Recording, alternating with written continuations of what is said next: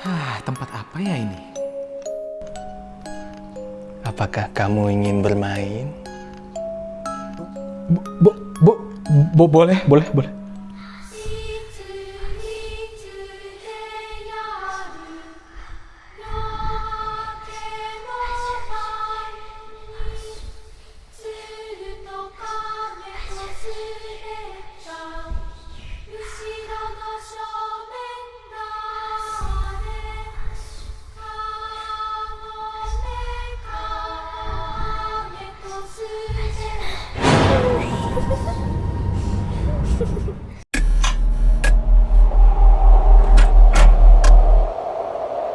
Hey guys, what's up everybody? Mudah-mudahan semua sehat walafiat selalu ya guys ya.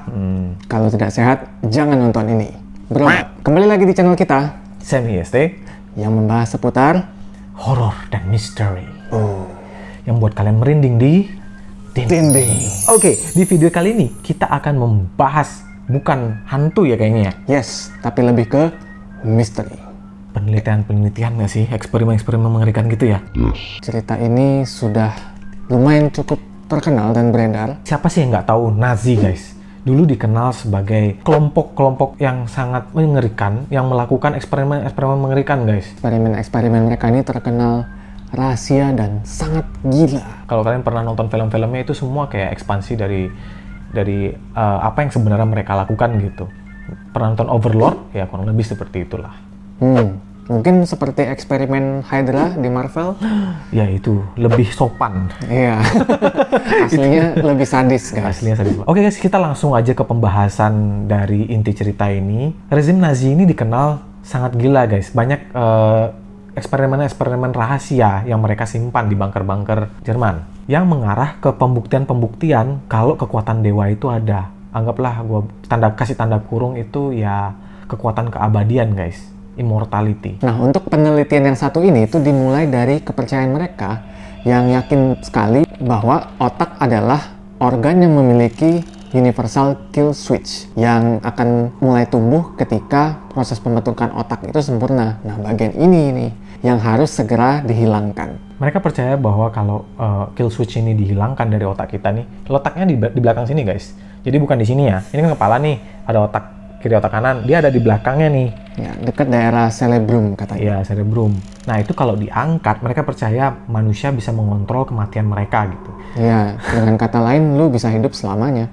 Eksperimen ini diusulkan pada tahun 1940 dan kemudian disetujui pada tahun 1942. Dengan sebuah syarat guys, eksperimen ini nggak boleh ada di dalam Jerman. Ya, berarti mau di mana ya? Asal jangan di Jerman gitu maksudnya. Ya. Dan penduduk Jerman sama sekali nggak boleh melihat atau tahu tentang penelitian ini dalam bentuk atau wujud apapun. Nah, disinilah hal-hal mengerikan mulai terjadi guys. Tim peneliti mengambil alih di sebuah tempat panti asuhan di Jepang. Lokasinya di Shimane guys, itu di dekat Hiroshima ya, nggak salah ya, dekat Hiroshima. Dan disitulah eksperimen mulai. Nah, para peneliti ini menyimpulkan kalau misalkan mereka ngelakuin penelitiannya ke orang yang sudah tua, mereka cuma bakal ngadepin berbagai macam penyakit, resiko-resiko penyakit lah yang banyak yang bakal malah menyulitkannya mereka karena universal kill switch di orang-orang yang sudah berumur ini sudah terbentuk. Jadi kayak percuma deh. Jatuhnya kayak komplikasi penyakit gitu kali ya. Iya. Kemudian peneliti-peneliti Nazi ini menginginkan anak-anak di bawah umur lah ya, bukan orang-orang yang dewasa yang ada di panti asuhan itu. Kenapa? Karena menurut mereka, anak-anak itu seperti sudah tidak punya siapa-siapa lagi. Intinya kayak udah kosong aja gitu. Dan mereka juga menyimpulkan bahwa kondisi otak anak-anak ini bisa meminimalkan kemungkinan sudah aktifnya kill switch-nya. Nah, untuk memulai eksperimen ini, semua subjek tes, yaitu anak-anak kecil yang di panti asuhan tadi, itu diharuskan sudah imunisasi dan dilakukan tes psikologis yang intens. Ini tujuannya supaya tidak ada kesalahan kepada subjek tes, jadi hasil penelitiannya nanti bisa dipakai untuk subjek-subjek tes yang lainnya, yang kurang lebih sama. Oke, step keduanya mereka mencoba untuk mengeksperimen orang-orang dewasa untuk membedakan otak orang dewasa dengan otak yang masih kecil. Which is itu masih anak-anak lah ya. Setelah mereka melakukan eksperimen itu, mereka akhirnya menyadari bahwa kill switch ini tidak berada di dalam otak ini, melainkan berada di belakang otak sini yang which is itu namanya cerebellum ya? Ya, cerebellum. Namanya cerebellum. Nah, cerebellum ini buat yang nggak tahu itu adalah bagian yang mengatur aktivitas tidak sadarnya kita. Nah, ini wajar karena universal kill switch ini katanya akan aktif justru pada saat keadaan tidak sadar. Dan step berikutnya, mereka mengambil anak pertama, which is itu anak yang tertinggi guys. Tinggi loh ya, bukan kasta tertinggi nih. Maksudnya secara fisik dia tertinggi. Dan disinilah mereka melakukan pengangkatan skill switch pertama mereka. Namun setelah dibuka bagian kepalanya, dibedah, diambil bagian yang mereka inginkan, kemudian ditutup kembali, ternyata gagal. Subjek tes yang pada saat itu akhirnya meninggal, kemudian jasadnya dibuang di hutan belakang panti asuhan. Wah, gila kejam banget ya. Parah. Kayak dibuang gitu aja gitu, kayak sampah gitu. Setelah dieksperimen anak-anak loh itu. Iya. Wih, parah sih. Nah, yang menjadi catatan utama pertama dari mereka adalah kegagalan ini dikarenakan potongannya yang terlalu kasar.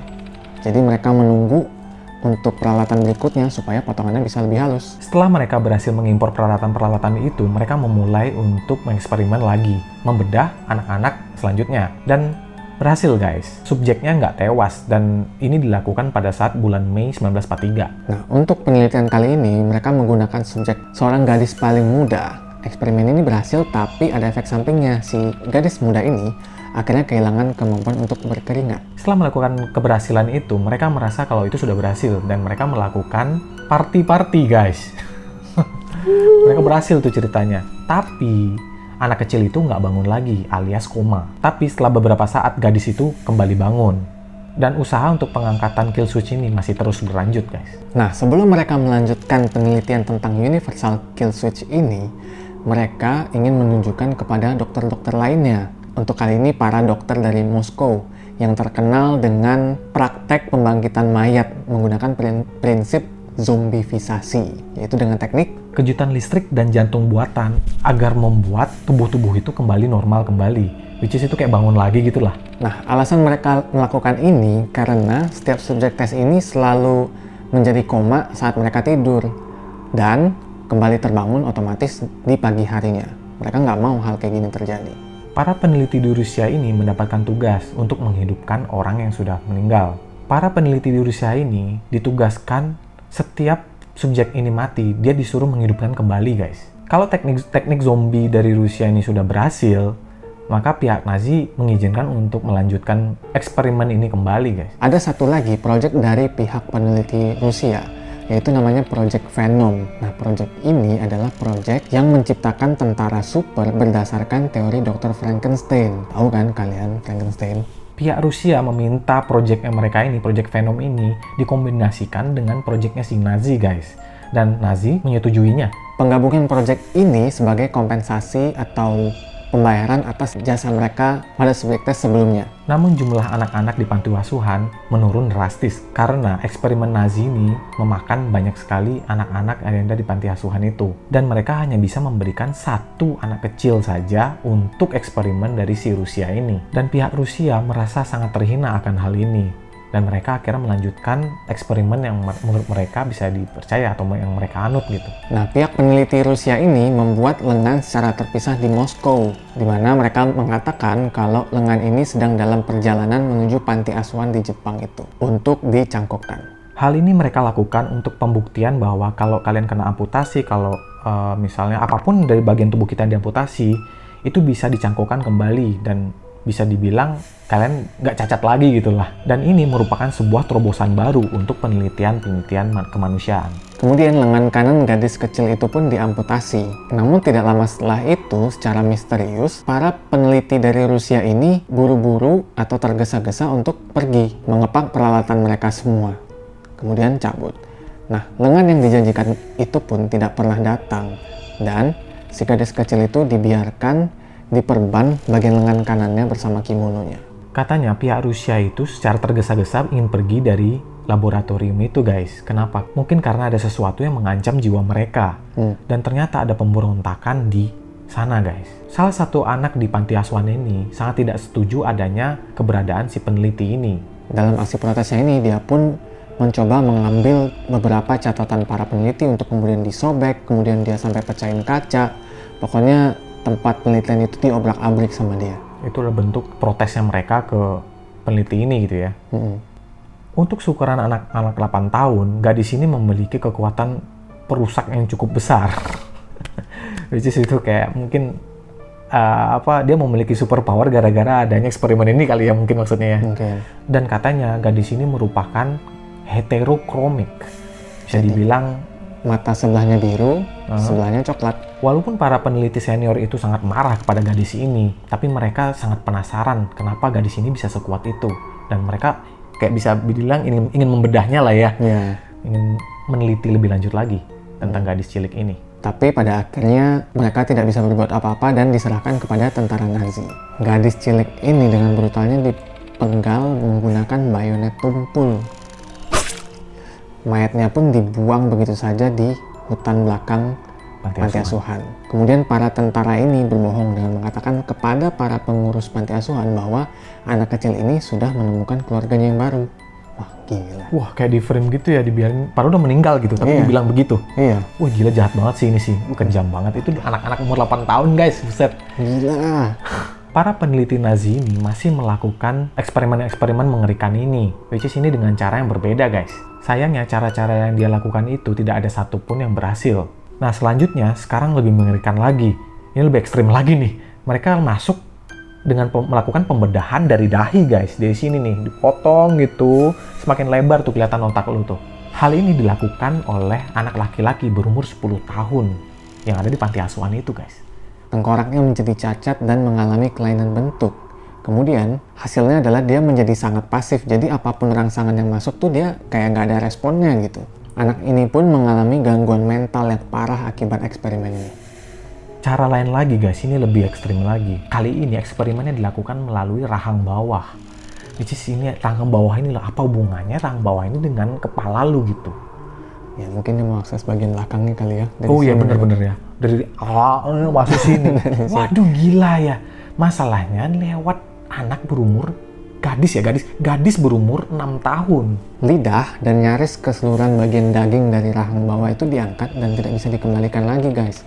Dan sinus dari gadis ini juga hancur. Waduh, gila, nggak ada peri kemanusiaannya ya.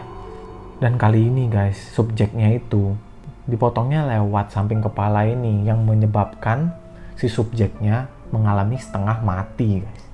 Dan dalam catatan, eksperimen ini tidak menggunakan anestesi sama sekali. Dan konon katanya mereka mendengar suara jeritannya yang gila, luar biasa, memilukan gitu lah. Gila, itu ngilu banget enggak sih? Gila. Berapapun banyak kegagalan yang terjadi dalam penelitian ini, eksperimennya tetap dilanjutkan. Tapi hasilnya nggak jauh-jauh dari gadis yang sebelumnya, yaitu tetap koma setiap kali tidur. Pada akhirnya, anak-anak di panti asuhan itu berkurang sangat-sangat drastis, guys. Yang akhirnya menyisakan mereka sekitar 10 orang saja di situ. Karena anak-anak lain yang dijadikan eksperimen itu berakhir gagal dan kurungnya bisa dibilang passed away lah ya, meninggal semua. Dan termasuk si pengurus panti juga loh ya.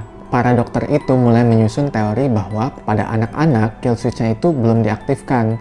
Nah, pada orang dewasa itu sudah aktif, tapi bisa dibalikkan dengan menggunakan senyawa kimia. Jadi hormonnya dihilangkan, kemudian baru diangkat kill switch-nya. Hal ini dilakukan kepada semua pengurus di panti asuhan itu. Dan mengejutkannya, berhasil guys semuanya guys. Dan mereka semua tetap hidup. Tetapi, kepribadian mereka menjadi sangat-sangat menjanggal. Which is itu udah sedeng lah, gila jadinya. Sepanjang eksperimen ini, para ilmuwan itu diingatkan untuk selalu mengawasi atau memonitor pergerakan orang-orang ini. Ke-10 anak ini termasuk si pengasuh panti asuhannya. Nah, di sini semuanya menjadi makin aneh dan janggal. Pada awalnya, mereka itu seperti kayak anak-anak biasa gitu. Mereka bermain, mereka belajar, mereka bergembira, normal lah tertawa bersama. Tetapi setelah dipisahkan, pandangan mereka itu kosong guys. Kosong. Mereka mandar-mandir dengan tatapan kosong. Tapi pada saat mereka melihat kamu, si peneliti ya, tatapan mereka tuh langsung kayak sadis gitu loh. Dengan senyumannya yang kosong. Senyuman yang kosong. Dan kalau misalkan ada yang lihat mereka dari belakang, mereka tuh bakal langsung sadar, terus langsung ngadep ke orang yang lihat, cepet banget. Banyak kejadian aneh yang dimiliki oleh si saksi ini. Kayak contohnya si peneliti ini yang baru saja keluar kamarnya untuk melakukan mungkin ngambil minum atau segala macam, tiba-tiba dia balik ke kamarnya ternyata ada anak yang mengikuti dia dari belakang sambil kayak ngelihat sinis gitu. Itu guys. Kayak apa ya, anak-anak ini berperilaku sangat-sangat aneh gitu. Tidak selayaknya anak seperti itu gitu. Ya, intinya kena gangguan mental lah, benar-benar. Gangguan mental. Nah, mereka juga kelihatan makin sering memainkan sebuah permainan yang sebelumnya tuh jarang banget. Permainan ini tuh namanya kagome kagome, yang kalau ditranslate dari bahasa Jepang itu artinya memutaring. Oke, jadi konsep permainannya ini adalah kayak beberapa anak mengelilingi anak yang di tengah. Jadi anak di tengah ini cuma satu nih ya. Satu. Tuh, jadi semua anak itu mengelilingi anak ini sambil memberikan wajah yang sangat mengerikan guys. Jadi kayak tersenyum lah, melototin lah semua. Tapi anak ini nggak boleh ketakutan ya? Iya, nggak boleh kaget. Nggak boleh kaget. Itu juga dikelilinginya itu pertama kali dinyanyiin dulu, ada lagunya tuh.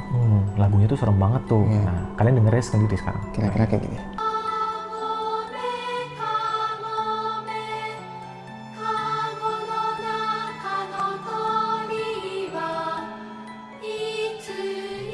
Oke, jadi selepas itu guys, penelitian itu sudah tidak berlanjut lagi. Karena apa, Tom? Karena pada awal 1945 Hiroshima dibom. Jadi para peneliti Jerman itu langsung buru-buru mengepak barangnya, peralatannya, dan pergi. Pergi dari sana semua guys. Kebanyakan dari mereka yang pulang itu, ilmuwan-ilmuwan yang pulang itu, kembali dengan membawa gangguan mental yang sangat keras guys. Ya bisa dibilang gila guys, yang gimana nggak gila eksperimennya begitu gitu kan.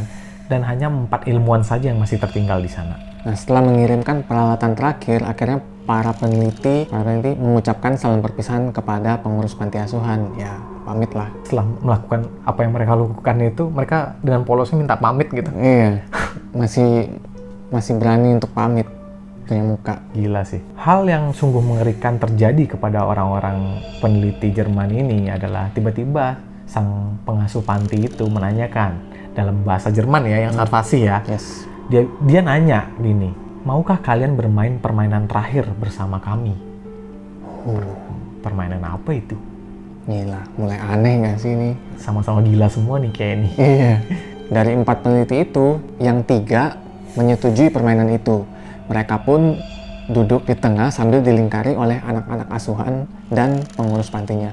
Nah, yang satu lagi ini karena takut langsung buru-buru pergi, dia lari. Kabur guys. Sebenarnya kisahnya sampai di situ saja, tapi kalau kalian mau ke sana ada teori yang mengatakan ada teori yang mengatakan kalau tempat itu masih ada ya, masih beroperasi lah, bisa dibilang gitu guys. Dan kalau kalian cukup berani dan nekat, kalian bisa ke sana. Kalau kalian ke Jepang, kalian ke Hiroshima, terus pergilah ke hutan yang sangat lebat guys.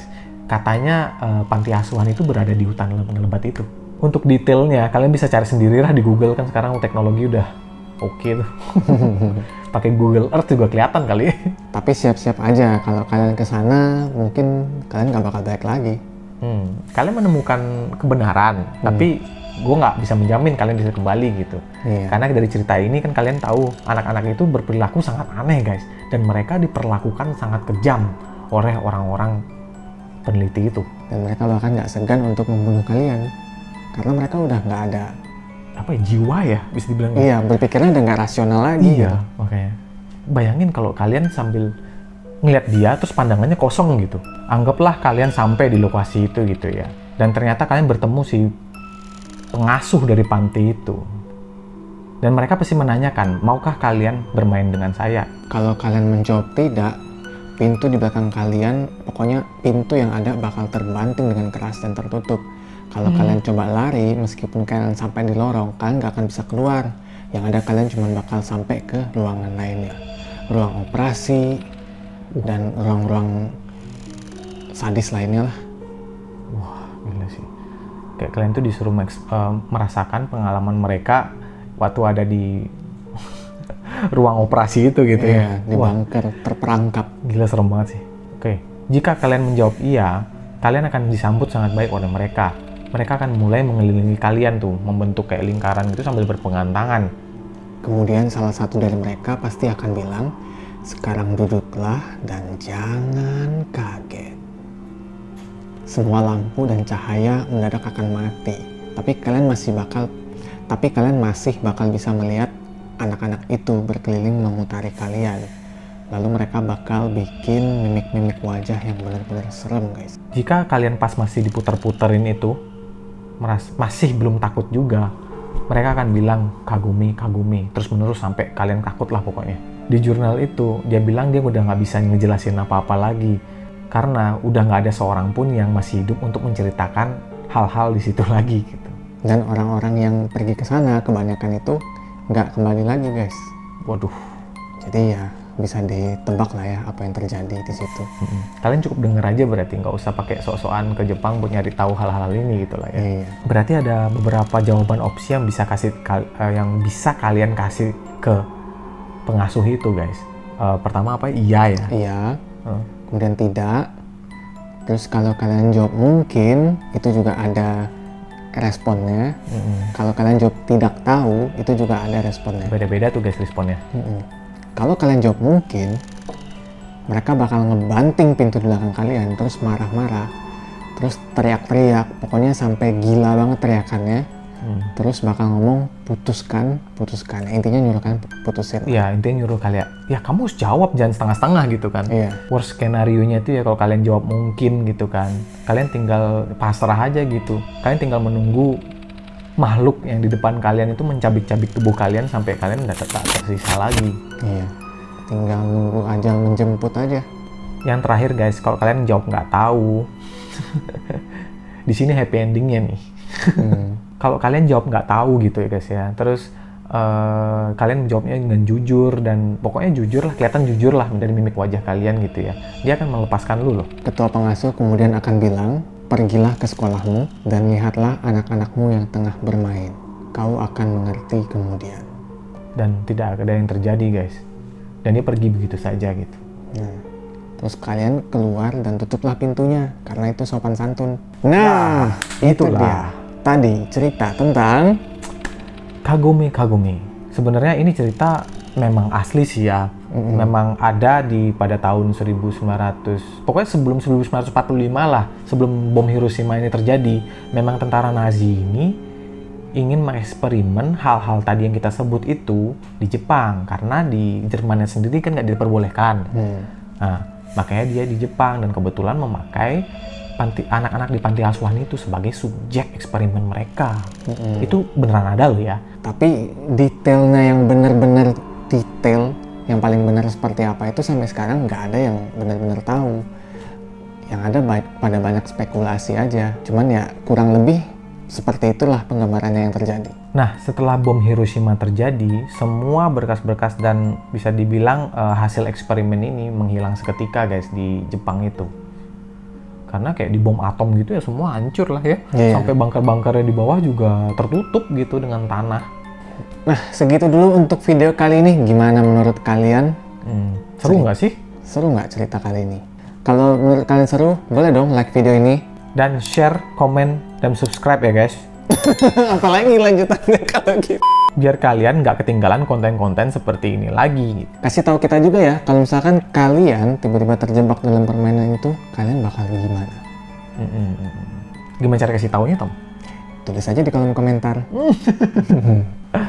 Oke guys, sampai di sini dulu videonya. Jangan lupa untuk subscribe tadi ya guys, biar kita semangat guys. Kita ketemu lagi di video selanjutnya. Bye-bye.